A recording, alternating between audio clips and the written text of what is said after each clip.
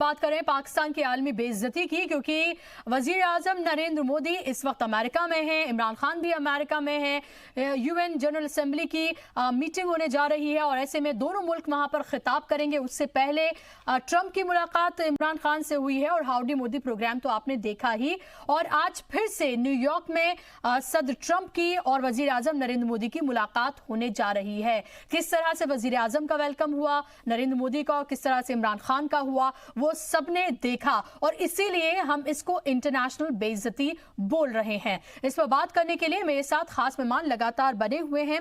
संजय कुलकर्णी साहब, जिस तरह से हम बात कर रहे थे कि अमेरिका बात करता है दहशतगर्दी को जड़ से खत्म करने की और वो पाकिस्तान को कटघरे में खड़ा करता है, तमाम मुल्कों को साथ में ले जाने की बात करता है, हिंदुस्तान से हमदर्दी दिखाता है कि जाहिर सी बात है पाकिस्तान की वजह से किस तरह से दहशतगर्दी जो है वो हिंदुस्तान में भी पनप रही है और वहां पर लगातार वहां से दरअंदाजी हो रही है। मेरा सवाल यह है कि जिस मुल्क ने टेररिस्ट खुद पैदा किए हों वो कैसे दूसरे मुल्कों को कटघरे में खड़ा कर सकता है? ऐसे है कि इन मामलों में सबका देश का जो इंटरेस्ट है वो सबसे पहले आता है। और अभी आप देखेंगे कि अमेरिकन प्रेसिडेंट जो है वो तालिबान के साथ व्हाइट हाउस के अंदर बात करने के तैयार था। It was sleeping with the enemy. American troops तकरीबन 2500 ट्रूप्स पिछले 18 साल में अफगानिस्तान में मारे गए और तब उसके बावजूद भी उनके प्रेसिडेंट तालिबान के साथ बात करने को राजी थे। हाँ। अब वो बातचीत बंद हो गई, क्या कारण था वो उनका वो खुद जानते हैं। अभी लेकिन कोशिशें जारी हैं। लेकिन वो तालिबान के साथ जिनके साथ उनकी लड़ाई है 18 साल से, एक अमेरिकन ट्रूप मारा गया।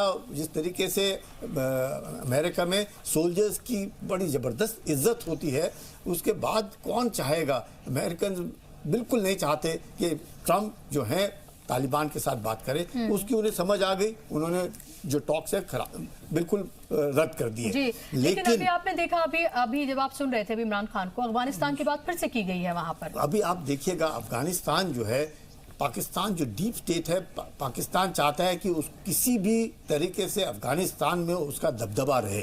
आफ्टर ऑल तालिबान जो है वो पाकिस्तान का बाय प्रोडक्ट है और वो ही जिनके साथ अमेरिका बातचीत करना चाहता है, उसके जरिए ही वो अपने ट्रूप्स को वहां से विड्रॉ करना चाहता है। तो पाकिस्तान नहीं चाहता है कहीं किसी तरीके से जो अफगानिस्तान है वो किसी के हाथ में पड़ जाए। अब हिंदुस्तान का भी अफगानिस्तान के अंदर बहुत अच्छा नाम है। बिल्कुल। और हमने वहां पर कितने अभी भी रोड से लेकर सब जगह हमारे काम चल रहे हैं। $billion we have invested in Afghanistan for roads, we have built in hospitals, we have built in the parliament. हमने बहुत अच्छा नाम कमाया है। अफगानिस्तान हमेशा से प्रो इंडिया रहा है। और आज भी हम लोग सब जब बच्चे होते थे, काबुली वाला जो कहानियां सुनते थे और जिस तरीके से अफगानिस्तान और हिंदुस्तान के बीच के जो संबंध हैं शुरू से अच्छे रहे, चाहे वो सिख्स हैं, चाहे उस वक्त के मराठास थे, वहां पे बहुत अच्छे संबंध अफगानिस्तान और हिंदुस्तान के रहे। अब पाकिस्तान नहीं चाहता है किसी तरीके से हिंदुस्तान और अफगानिस्तान के बीच में किसी तरीके से संबंध। वो क्या चाहता है? वो तालिबान चाहता है कि किसी तरीके से अफगानिस्तान में तालिबान रूल करे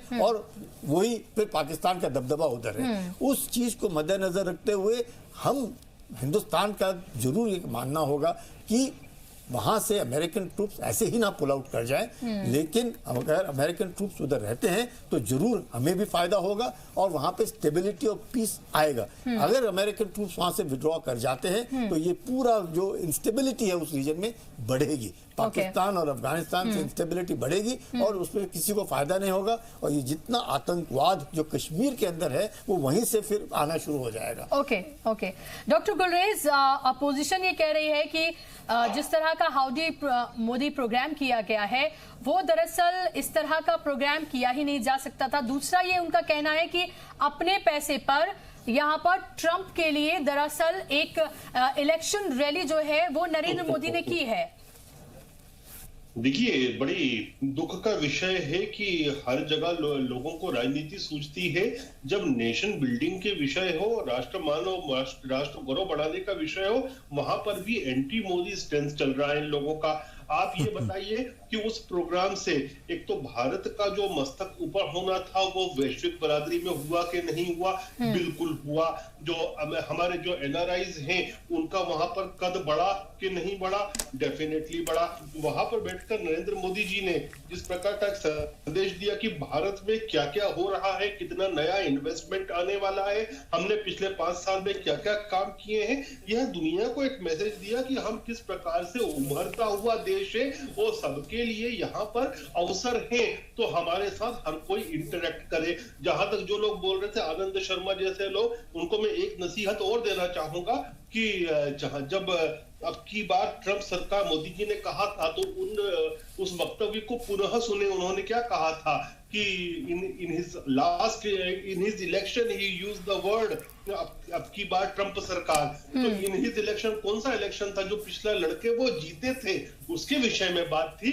लेकिन चीजों को आप कहीं से भी कर सकते हैं। और आजकल जो डिप्लोमेसी है ना, वो बड़ी ट्रांजिशन डिप्लोमेसी वर्ल्ड की हो गई है। पहले जो बिल्कुल नैतिकतावादी बातें होती थी, और वो मैं जिसको कहता हूं हमेशा कि जो मुनाफिकतावादी बातें होती थी वो नहीं होती, आजकल पारदर्शी होती है। आप ये देखिए कि हमारा जो संबंध होता है, देशों का जो संबंध होता है, व्यक्ति से अधिक देश से होता है। आप देखिए नेतान्याहू ने का किस प्रकार से समर्थन किया था तो प्रेसिडेंट ट्रंप ने, जब लेकिन वो चुनाव में जब इसको नहीं कर पाए तो प्रेसिडेंट ट्रंप का ही क्या उत्तर आया, उनका वक्तव्य आया कि हमारे जो संबंध है नेतान्याहू से ज्यादा इजराइल से हैं।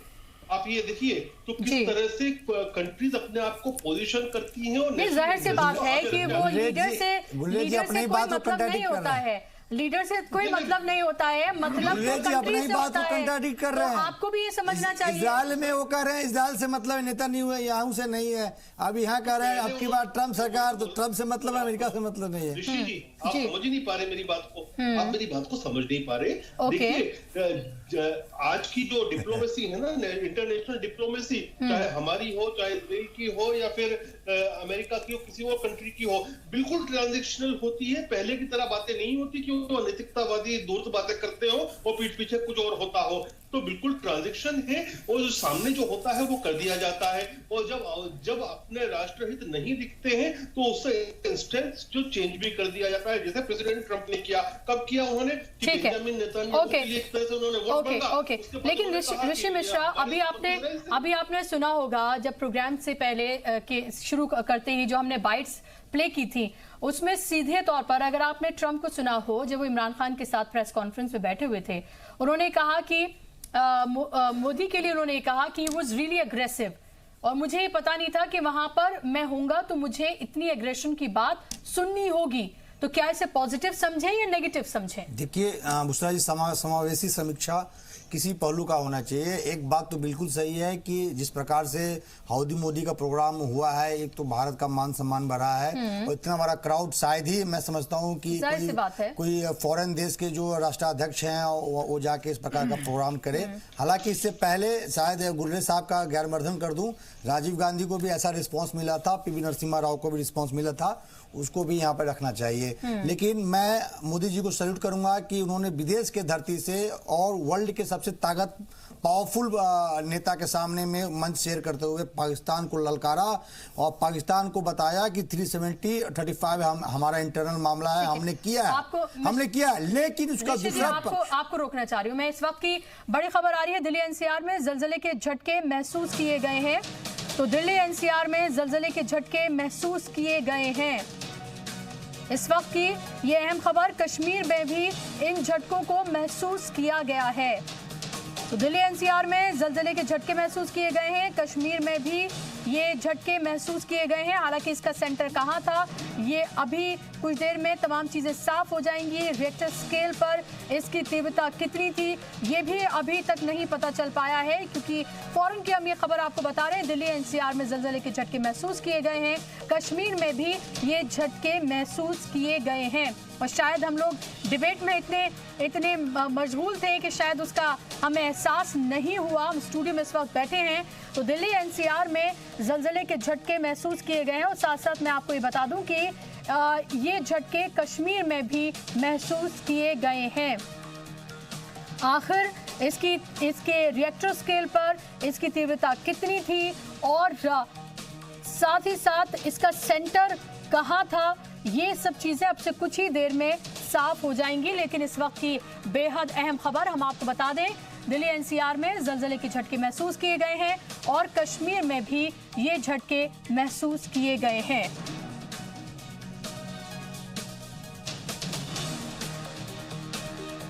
दिल्ली एनसीआर में जलजले के झटके महसूस किए गए हैं। अगर आप ऊंची बिल्डिंग में रहते हैं तो आपसे मेरी गुजारिश है कि अपनी बिल्डिंग से आप लोग बाहर निकल आएं। और क्योंकि अक्सर हमने ये देखा है कि झटके महसूस किए जाते हैं और आप रिलैक्स हो जाते हैं उसके बाद, और उसके थोड़ी देर के बाद फिर से वो झटके महसूस किए जाते हैं। और ऐसे बार बार कई बार ऐसे देखने को मिला है कि कुछ सेकंड्स और मिनट की देरी में कई बार ये झटके महसूस किए गए हैं, कई बार ये झटके आए हैं। तो ऐसे में अगर आप ऐसी कहीं जगह पर रहते हैं या ऐसे किसी ऑफिस में आप काम करते हैं जो बेहद ऊंचाई पर है और आप टॉप फ्लोर पर या ऊंचे फ्लोर्स पर हैं, तो आपके लिए ये बेहतर होगा कि आप उस ऑफिस, उस घर से, उस बिल्डिंग से बाहर निकलकर किसी खुले मैदान में आ जाएं ताकि आप सेफ रहें। थोड़ी देर आप इंतजार करें, रिलैक्स ना हो जाएं। थोड़ी देर इंतजार करने के बाद जब आपको ये लगे आधा पौन घंटा बिताने के बाद कि अब चीजें नॉर्मल हो गई हैं, तो आप वापस जा सकते हैं। किसी भी चीज में जल्दबाजी आप ना करें। तो दिल्ली एनसीआर में जलजले के झटके महसूस किए गए हैं और कश्मीर में भी इनको महसूस किया गया है। अभी बाकी डिटेल्स हमारे पास नहीं आई हैं, जैसी डिटेल्स आएंगी आप तक वो हम साझा करेंगे। तो अभी बाकी डिटेल्स हमारे पास नहीं आई हैं कि इसका सेंटर कहां था, कितने तेज ये जलजला था, आखिर इसका तीव्रता कितनी थी, इस सब के बारे में अभी तक इंफॉर्मेशन नहीं मिली है। जैसी इंफॉर्मेशन आएगी हम आप तक पहुंचाएंगे। लेकिन इस वक्त की बेहद जरूरी अहम खबर आप सबके लिए, आपको आगाह करने के लिए, दिल्ली एनसीआर में जलजले के झटके महसूस किए गए हैं। और हम आपको बताएं, कश्मीर के बाद पंजाब में भी ये झटके महसूस किए गए हैं। तो दिल्ली, एनसीआर, यूपी, जम्मू कश्मीर और पंजाब, ये इन 5 जगहों पर ये महसूस किए गए हैं। फिर से मैं आपको बता दूं, दिल्ली, एनसीआर यानी कि हम यहाँ पर गुड़गांव की बात कर रहे हैं, नोएडा की बात कर रहे हैं, दिल्ली की बात कर रहे हैं, यूपी, इसके साथ साथ पंजाब और कश्मीर। तो इन तमाम जगहों पर ये झटके महसूस किए गए हैं। तो दिल्ली, एनसीआर, कश्मीर, पंजाब, यूपी, इन तमाम जगहों पर ये जलजले के झटके महसूस किए गए हैं। और जैसे ही हमारे पास फर्दर डिटेल्स आएंगी हम आप तक शेयर करेंगे। लेकिन फिलहाल हमारी आपसे गुजारिश, आपको सलाह कि आप अगर ऊंची बिल्डिंग्स में रहते हैं, ऐसी बिल्डिंग में जहां से निकलना मुश्किल होगा, थोड़ा भागना वहां से मुश्किल होगा, उतरना मुश्किल होगा, तो आप प्लीज बाहर निकलें अपनी बिल्डिंग से, अपने ऑफिस से, और खुले मैदान में जाकर आप इकट्ठा हों। हम आपको ये भी बताते चले कि जम्मू कश्मीर में जलजले के झटके बेहद तेज महसूस किए गए हैं।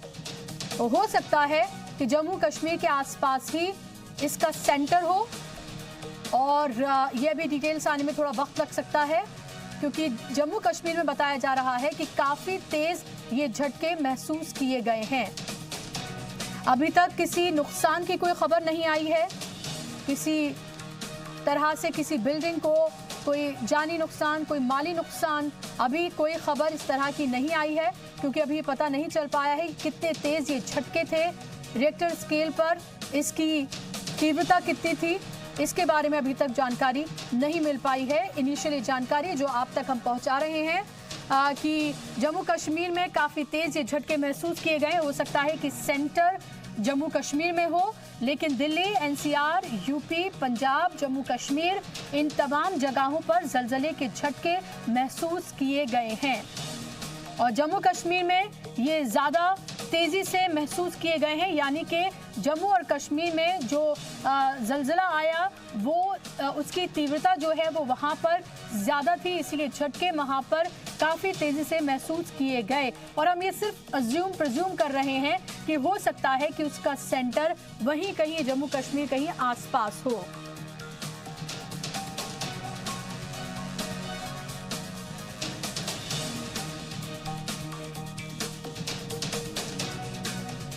तो तो शुमाली हिंद की कई रियासतों में जलजला आया है और दिल्ली एनसीआर में, पंजाब, यूपी, जम्मू कश्मीर में जलजले के झटके महसूस किए गए हैं। आप लोगों को हमारी सलाह कि आप अपनी बिल्डिंगों से, अपने घरों से बाहर निकलें, खुले मैदान में कुछ देर के लिए आप इकट्ठा हों। ये ना सोचें कि अभी ये जलजला आया है, रुक गया है, खुदा ना करे कि ये फिर दोबारा से आए। हम यही दुआ करते हैं कि ऐसा फिर ना हो, लेकिन आपको एहतियात के तौर पर अपने बिल्डिंग से, अपने घरों से बाहर निकलने की जरूरत है। आप इकट्ठा हो खुले मैदान में। तो जैसे हमारे पास अपडेट आएगी इस जलजले को लेकर, हम आपके पास लौटेंगे, आपको तमाम डिटेल्स बताएंगे। फिलहाल अपने डिबेट की तरफ हम लौटते हैं। हम बात कर रहे हैं पाकिस्तान की आलमी बेइज्जती की, जिस तरह से अमेरिका में मौजूद हैं वजीर आजम नरेंद्र मोदी। हाउडी मोदी प्रोग्राम सबने देखा हिंदुस्तान का जलवा, सबने देखा वहां पर वजीर आजम नरेंद्र मोदी का जलवा। और आपने ये भी देखा, जो तस्वीरें आप फिलहाल देख भी रहे हैं अपनी टेलीविजन स्क्रीन पर, उसी प्रोग्राम की किस तरह से हैंड इन हैंड, यानी हाथ में हाथ डालकर वजीर आजम नरेंद्र मोदी और डोनाल्ड ट्रंप पूरे एक तरह से उन्होंने एक चक्कर लगाया और वहां पर मौजूद रहे। ट्रंप तालियां लगातार वो बजाते रहे, उनके स्पीच की उन्होंने तारीफ भी की। और यहां तक कि क्लाइमेट चेंज की जो समिट थी, जहां पर दरअसल ट्रंप को नहीं जाना था, लेकिन वो फिर भी वहां पर गए और वहां पर बैठकर उन्होंने पूरी तकरीर सुनी वजीर आजम नरेंद्र मोदी की, और एक तरह से क्लैपिंग करते, ताली बजाते हुए भी वो वहां पर नजर आए।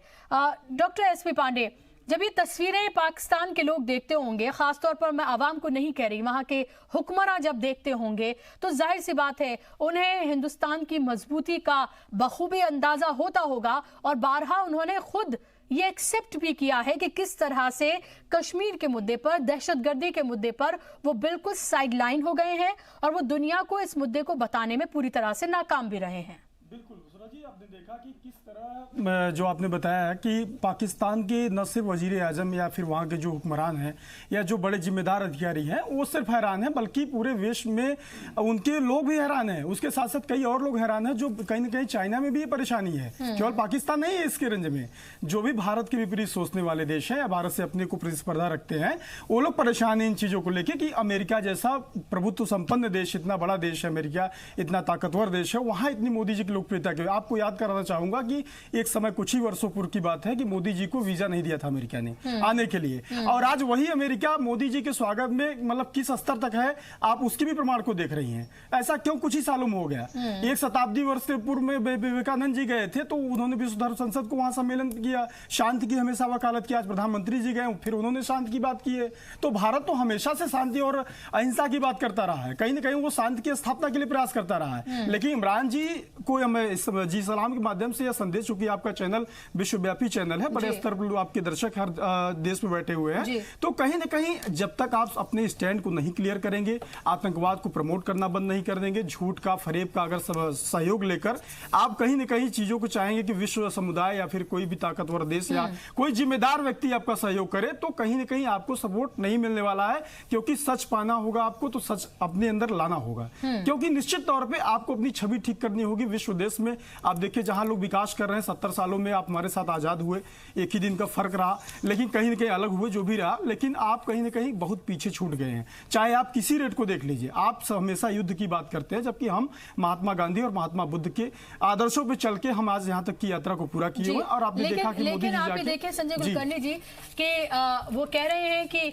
दरअसल जो हिंदुस्तान है, आज का जो हिंदुस्तान है, खासतौर पर जब से मोदी इख्तिदार में आए हैं, उनका ये कहना है कि ये नेहरू और गांधी का जो हिंदुस्तान हुआ करता था वो हिंदुस्तान नहीं रहा है, और पीस की वो हमें पाठ पढ़ा रहे हैं। और साथ साथ ये कह रहे हैं कि दरअसल एक आइडियोलॉजी और एक मजहब का मुल्क बनकर ये रह गया है।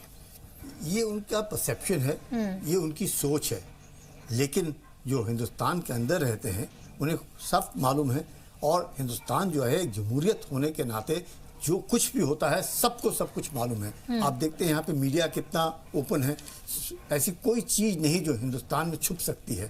तो ये कहना पाकिस्तान का बार बार दोहराना कि नहीं नहीं ये तो आरएसएस के द्वारा एक ज्यादा प्रभावित हुआ है, ये सब बातें अपने आप की जो कमजोरियां हैं उसको छुपाने वाली बातें हैं, उसमें कोई दम नहीं है। सब कोई जानता है कि पाकिस्तान जो है वो आतंकवाद का केंद्र बिंदु है।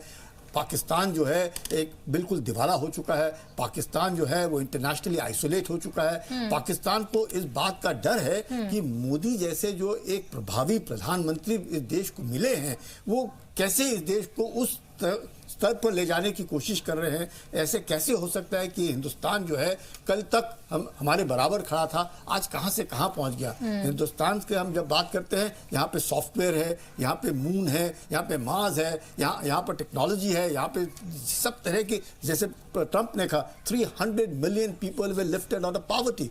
इसका मतलब क्या हुआ, कितने लोग जो पॉवर्टी में थे, गरीबी दिशा के नीचे थे, वहां से वो उठ के ऊपर आए हैं। और जब हम पाकिस्तान की बात करते हैं, क्या बात करते हैं, सिर्फ आतंकवाद, आतंकवाद और आतंकवाद। तो उसका ही पाकिस्तान को भी बात का शायद एहसास है और शर्म भी है कि देखो इतना एक मुल्क, दोनों एक जैसे ही हैं और कजिन ही कहेंगे हम, और एक बिल्कुल आतंकवाद और दूसरा जो है वो बिल्कुल प्रॉस्पेरिटी की ओर, जहां हम बोल रहे हैं $5 ट्रिलियन इकोनॉमी, हम बात कर रहे हैं one of the finest militaries in the world, हम बात कर रहे हैं one of the most vibrant democracies in the world. और ये क्या हो गया, मतलब हिंदुस्तान कहां से कहां पहुंच गया और हम कितने पीछे। बिल्कुल सर की लाइन एक लाइन जोड़ना चाहूंगा कि न्यू इंडिया जैसे मोदी जी ने नारा दिया, वैसे न्यू पाकिस्तान इमरान ने कहा, लेकिन न्यू इंडिया, न्यू पाकिस्तान के साथ विश्व में क्या सलूक हो रहा है वो अभी आपने देखा, आपके सामने है। तो इमरान को इस बात का डर है, कहीं ना कहीं अपनी कमियां वो छिपा रहे, जैसा कि सर ने कहा। देखिए, मैं इंडियन एक्सप्रेस में एक आर्टिकल पढ़ रहा था कि इंडिया और पाकिस्तान के जो हम कंपेरिजन तो नहीं कर सकते, लेकिन एक आंकड़ा मैं देख रहा था कि तो मुझे बहुत हैरानी हुई कि पाकिस्तान भारत से कितना पीछे है। मैं आपको बताऊं कि विदेशों में जो भारतीय इंडियन रिप्रेजेंटेशन है, बुशरा जी, छोटा सा एग्जाम्पल, नासा में जितने साइंटिस्ट है उसके 36% भारतीय हैं। माइक्रोसॉफ्ट में 32% इंजीनियर जो हैं और जो बड़े ओहदे पे जो कर्मचारी हैं वो भारतीय हैं। IBM में 20% जो वहाँ के जो सॉफ्टवेयर इंजीनियर हैं और हाई लेवल पे जो टेक्नीशियन हैं वो भारतीय हैं। पेप्सी के जो CEO जो है इंदिरा नूई, वो भारतीय हैं। आप हमें एक गूगल का CEO देख लीजिए, तो आप देख लीजिए पाकिस्तान के पास ऐसे आंकड़े हैं क्या। दूसरी बात, पाकिस्तान को ये नहीं भूलना चाहिए, ये देश अब्दुल हमीद का देश है, अब्दुल कलाम का देश है और बिस्मिल्लाह खां का देश है, जहां पाकिस्तान से ज्यादा मुसलमान यहाँ रहते हैं। तो सेकुलरिज्म का पार्ट हमें पाकिस्तान में पढ़ा है, सेकुलरिज्म का पार्ट उन्हें पढ़ने की जरूरत है, जहाँ हिंदू, अल्पसंख्यक हिंदू को वहाँ पे दबाया जाता है, रोज प्रताड़ित किया जाता है। तो पाकिस्तान पहले अपने घर के आंगन को देखे, भारत में झांकने की प्रयास न करे। भारत एक सेकुलर देश है और भारत के जो जमहूरियत का जो है, जो कसम जो है पूरे वर्ल्ड खाती है। तो हमें किसी पड़ोसी और पाकिस्तान जैसे खासकर पड़ोसी से सीखने की जरूरत नहीं है। जी, और बिल्कुल गुलेर साहब, जो अभी ऋषि मिश्रा साहब ने आंकड़े आपके सामने पेश किए हैं, ये 5-6 साल में तो पनपे नहीं है, जाहिर सी बात है। 70 साल की जो इतिहास है, हिस्ट्री है, आप उसको रब ऑफ नहीं कर सकते हैं। नहीं, हम करना भी नहीं चाहते। और ये जो देश है ना, ये 132 करोड़ लोगों का देश है। और आज जो हमारे नेतृत्व को, हमको और हम सभी को जो मान सम्मान मिलता है देश में, वो 132 करोड़ लोगों के परिश्रम की वजह से मिलता है। तो हम तो उसको नतमस्तक होते हैं उस परिश्रम के समक्ष। ठीक है, अच्छी बात है। मोदी जी ने हाउडी यात्रा में कहा भी ये बात। बहुत शुक्रिया आप तमाम लोगों का स्टूडियो में आने के लिए। गुलेर साहब, माफ कीजिएगा, रोकना पड़ रहा है मुझे आपको। बहुत शुक्रिया आप तमाम लोगों का स्टूडियो में आने के लिए। और इसी के साथ हमारे आज के इस प्रोग्राम में बस इतना ही।